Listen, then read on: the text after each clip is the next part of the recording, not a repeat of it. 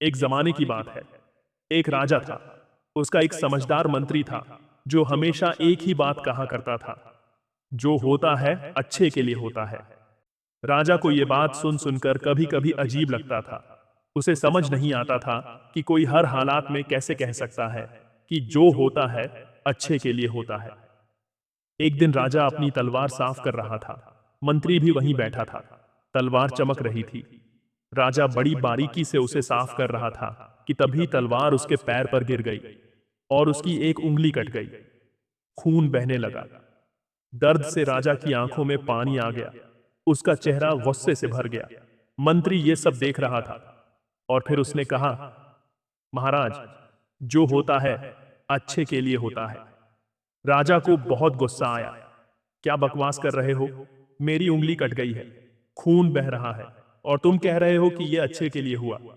मंत्री ने फिर बड़े आराम से कहा, महाराज, जो होता है अच्छे के लिए होता है। इस बार राजा का गुस्सा फूट पड़ा। उसने सैनिकों को हुक्म दिया, इस बेवकूफ को अभी के अभी जेल में डाल दो। सैनिक मंत्री को पकड़कर ले जाने लगे, लेकिन जाते जाते मंत्री ने फिर मुस्कुराकर कहा, जो होता है अच्छे के लिए होता है। राजा को उसकी ये जिद्दी बात और भी अजीब लगी। कैसा आदमी है ये? जेल जा रहा है और फिर भी कह रहा है कि जो हुआ वो अच्छे के लिए हुआ। खैर, कुछ दिन बीते और फिर 2 महीने गुजर गए। एक दिन राजा अपने सैनिकों के साथ शिकार पर गया। जंगल बहुत घना था, ऊंचे ऊंचे पेड़ और चारों तरफ गहरा सन्नाटा। तभी राजा ने एक हिरण को देखा और उसे पकड़ने के लिए उसका पीछा करने लगा। हिरण भागता गया और राजा उसके पीछे पीछे दौड़ता चला गया। दौड़ते दौड़ते राजा इतनी दूर निकल गया कि अपनी सेना से बिछड़ गया। अब राजा अकेला था, जंगल के बीच, घबराहट में इधर उधर भटक रहा था। तभी अचानक कुछ आदिवासी उसके सामने आ गए। ये आदिवासी न तो राजा को जानते थे, न ही उन्हें उसके राज्य के बारे में कुछ पता था। उन्होंने राजा को पकड़ लिया और अपने गांव ले गए। दरअसल उन आदिवासियों को अपने देवता को खुश करने के लिए इंसान की बलि देनी थी, और उनकी नजर में राजा ही सही शिकार था। राजा ने बहुत मिन्नतें की, मुझे छोड़ दो, मैं तुम्हें सोना दूंगा, हीरे दूंगा।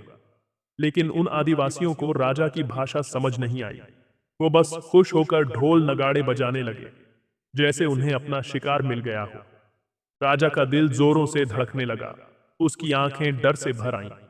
आदिवासियों ने राजा को नहलाया, उसे नए कपड़े पहनाए, उसके गले में फूलों की माला डाली और बलि के लिए तैयार कर दिया।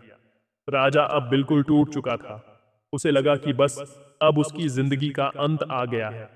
लेकिन तभी आदिवासियों के सरदार की नजर राजा के पैर पर गई।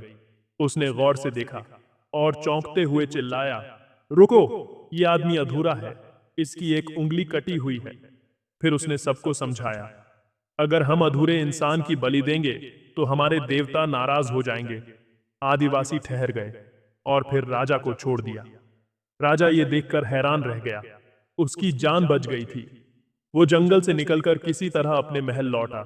महल पहुंचते ही राजा को मंत्री की बात याद आई, जो होता है अच्छे के लिए होता है।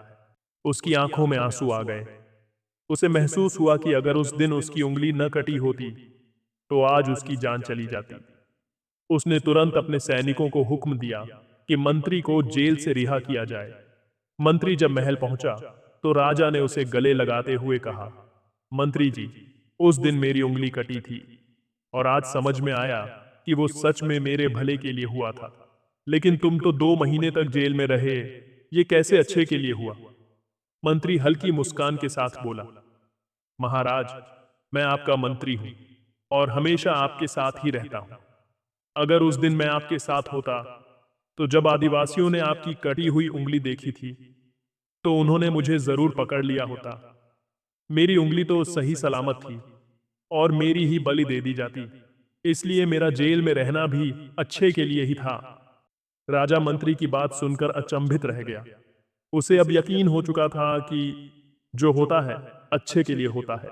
जिंदगी में कई बार ऐसा होता है कि हमें लगता है कि हमारे साथ कुछ बहुत बुरा हो रहा है। हम मायूस हो जाते हैं, टूट जाते हैं। लेकिन कुछ समय बाद जब हम पीछे मुड़कर देखते हैं तो समझ आता है कि वही घटना हमारी जिंदगी में किसी बड़े भले के लिए हुई थी। याद रखिए, हर तकलीफ हर मुश्किल आपके भले के लिए ही आती है।